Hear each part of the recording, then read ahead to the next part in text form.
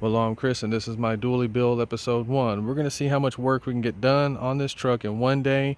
Main thing, we got to get it where we can move it around, because I got to back it up and get that freaking flatbed off. It took me hours to get that thing detached. It was welded to the frame, and I'm going to try to sell it. Even if I can get $100 for it, that's better than chopping it up and sending it to the scrap. Okay, so let's check out some of the stuff I've gathered up for the truck so you can see what's coming soon. So for the exhaust, I was able to get all this for $80 on Craigslist. We got two 40 series Flowmasters, a single chamber, which I'm going to sell, and these two tips, which I'm going to sell. They had all this on a Shelby Mustang, I think a 2013 or 14. So these Flowmasters can be any size. You can change them. So they were purchased at 3-inch, but you see the 2.5-inch goes in there. I'm going to weld them up. So video coming pretty soon, building the exhaust for this truck. The body on those bed sides is nearly perfect on both of them. We got to do the work on those fiberglass fenders. Got the wheel tubs. Got a tailgate with the correct 1980 aluminum metal piece on it. So I actually got two bed floors. One of them was chopped. They were going to air ride the truck. But I got everything to make one complete bed. That's the old seat out of the truck. So then I got a seat that had been recovered years ago. It's in real good shape. It's going to clean up perfect. So then I got this cab trim for $20. I don't know if I'm going to run it yet. I know it looks good, but it doesn't belong on this truck. So the original dually mirrors are going to stay on it. So this truck is a non-AC truck. And you notice this piece right here doesn't have any vents. This is the second time I've seen this in my life. So we can't buy this piece. We're going to have a video of restoring this, or I'm going to throw it into another video, but we're going to have to keep that piece. Okay, so in 1980 they had square and round headlights. If you had a painted bumper on the front, you had round headlights. And if you had a chrome grille like that, the truck would come with square headlights. So now I got a chrome bumper with the two bumperettes or bumper guards. I think those are a must on a dually pickup. And I'm pretty sure the dealer would install those fog lights if you wanted. We're probably going to end up getting another set, but for right now I'm just going to leave the holes in the bumper. So I paid $100 for that bumper like that. You cannot buy those bumperettes, and if you can find them, they want more than $100 just for a set. So this bumper is a little bit bent up, but we're going to try to straighten it in this video if we have time.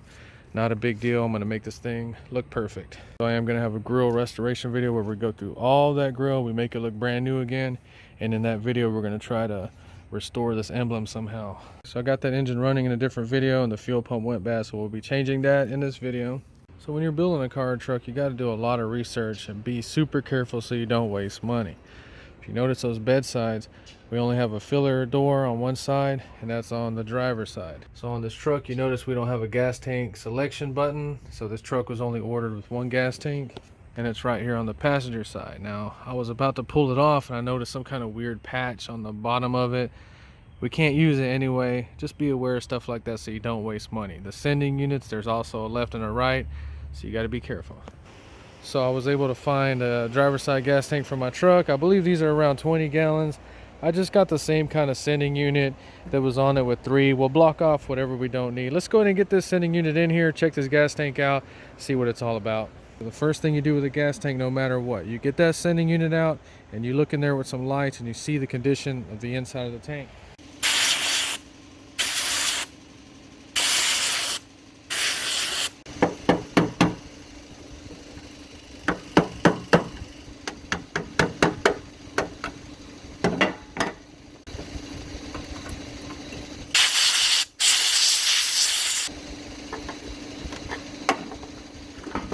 Alright, so just pull the sending unit out. Alright, so there is a first time for everything. Would you check that out? I've never seen a gas tank that clean in my life. It's crazy. It's a keeper. Take your stuff off. I never throw anything away until I got the new stuff on there working.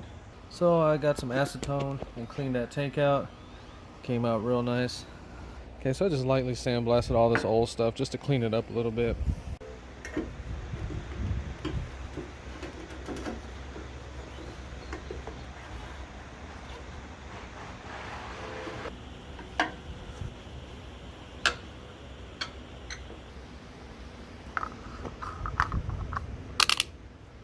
Alright, so the sending unit came from Rock Auto.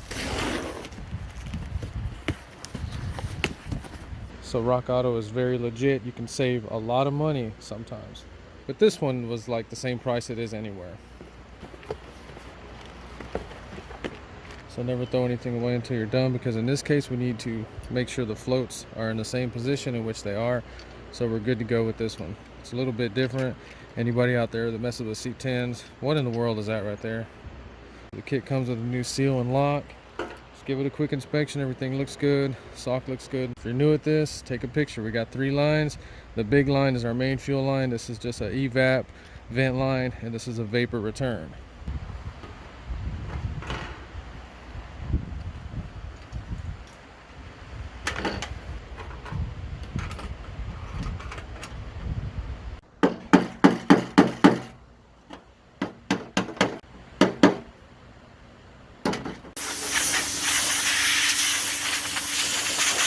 So that tank is cleaned up and ready to go. That sending unit was like $59. So we got everything out of the truck. We got to put the seat in it now. Alright, so getting that seat in there was super difficult. This thing is going to clean up real nice. It's actually in very good shape. And there's the old seat looking pretty sad and depressed. Alright, so we need to get that aluminum piece off. It has some Torx on the other side.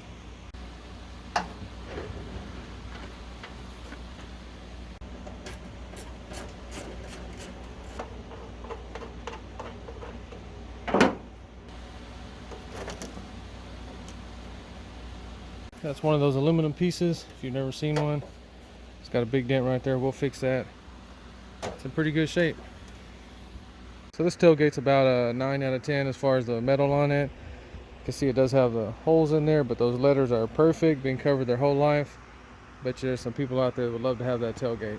So this truck had a plastic bed liner. You can see a piece of it right there and a plastic piece on this tailgate, and it kept it in very, very good shape all those years. So these are the screws we took off. Let's just put them back. So now we need to change that fuel pump. This hood's been bothering me. I went and got another one, so let's go ahead and take this nasty thing off. So to take a hood off by yourself, always prop it up on the front with something and be aware of the windshield. It's no good in this truck, so we don't have to worry about it. Always clean a path around the outside of the truck because you may have to run around and get crazy. 2 people can do this real easy, but I do it by myself.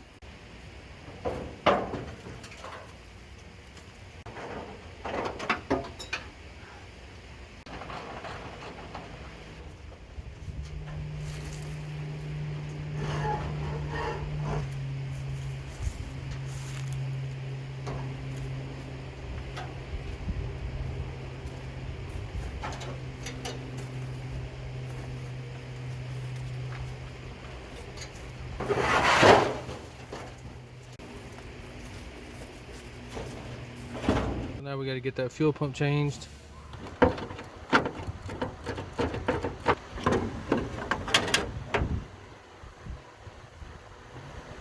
You see how it wasn't even clamped. That's what I was talking about. It might have just been sucking air because it feels pretty loose.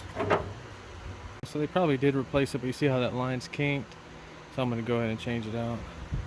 So we just cleaned this little mounting area a little bit. Okay, so this fuel pump was $21.99 at O'Reilly. Just compared to the old one. Well, the lines are pointing in a different way, but it should be fine. Alright, so we changed the mechanical fuel pump. There's no priming. You just take the screws out of the old one, put it in the new one. But you got to watch this little lever, and there's a rod that we're just going to move out of the way with our fingers and stick it in there. Alright, get fuel pump, get the gasket. Okay, so just tighten back and forth 3 to 4 turns until it snugs up.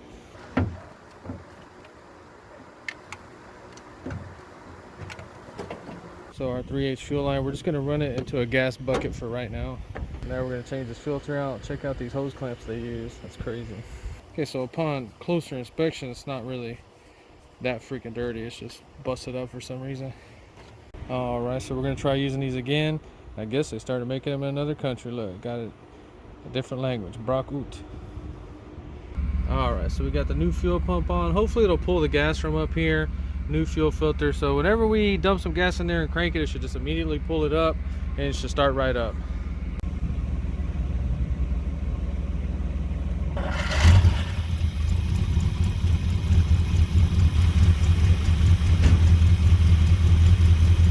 This is also a cold start.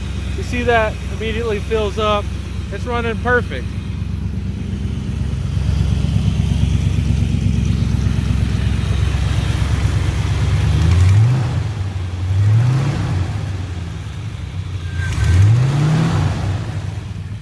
right, so that's straight piped right now. The mufflers are rusted and blown out. I think we might be able to see them.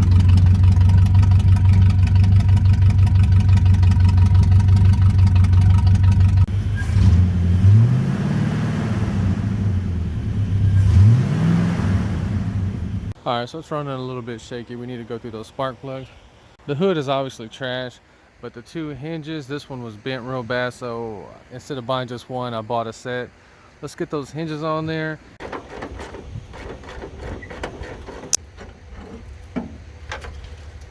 So Auto Metal Direct, these were about $65.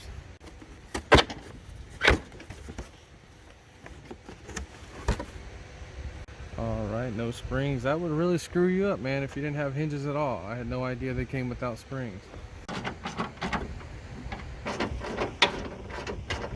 All right, so these aftermarket hinges, I already know they're going to be a pain in the butt, and we got an aftermarket hood as well, so let's check that out right now. We're doing this now because I am keeping the two front fenders on the truck. The doors are being replaced, so we just want to make sure that hood matches those fenders, or at least get an idea of what's going to happen. I just carried that hood all the way from that white truck to over here. That was not fun. This hood was $181, taxes and everything out the door, from an aftermarket place called C30 here in Houston, Texas. Check them out, they got a bunch all around, but $169 for that hood. That was the cheapest one in Houston. It wasn't my first choice, but the other people, they didn't have their inventory right, so at the last minute I found them. So we're going to check it out in this video, see if a $169 hood is worth it or not. So right now we need to flip that one around and transfer anything over to this one so we don't lose it. It's just a few things: the hood latch, the hinge bolts, and the two little windshield washers. Let me go ahead and get those transferred, and we'll talk about anything that didn't go on there right. So aside from the hinge bolts, we had these windshield washer squirters. Both of those transferred 100% perfect, and the latch did too. Let's try to get this thing on here.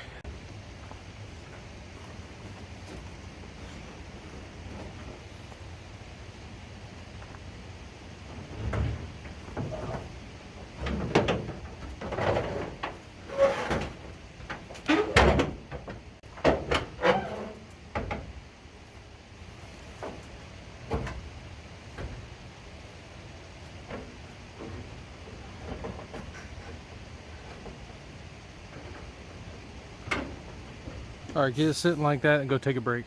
When the front tire's flat, I got to put one of those rear duals on the front. Let's get this thing moved and get that flatbed off. So I took one of the duals, put it on the front. I mean, look at the tread on those tires, but I can't get the freaking bead to seal. Are you supposed to put some kind of starting fluid in there and light it to blow them up or something? Let me know. I've never had that problem before. So the truck's off the jacks and it's sitting up high now, 4 tires with air in them. So I decided not to take the flatbed off right now because there's so many mosquitoes out here right now. I swear I got bit like 30 times on my legs while I was taking them duals off.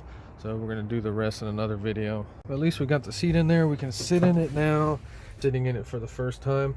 I forgot to hook the throttle cable up, and the brakes feel a little bit weird. And when you push the clutch down, it's not going in the... It just started going in the first gear. It wouldn't do that.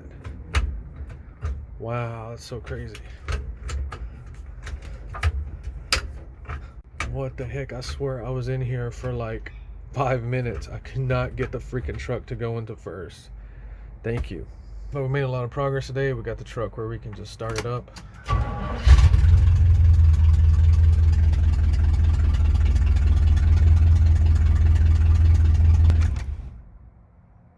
So I guess none of these gauges work.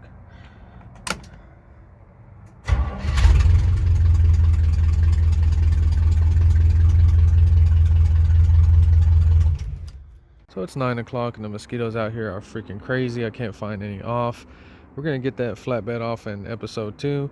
We're going to have videos just like this, just going over every little thing we can on this truck until we get this thing built. If you enjoyed, please like and subscribe. Thanks for watching.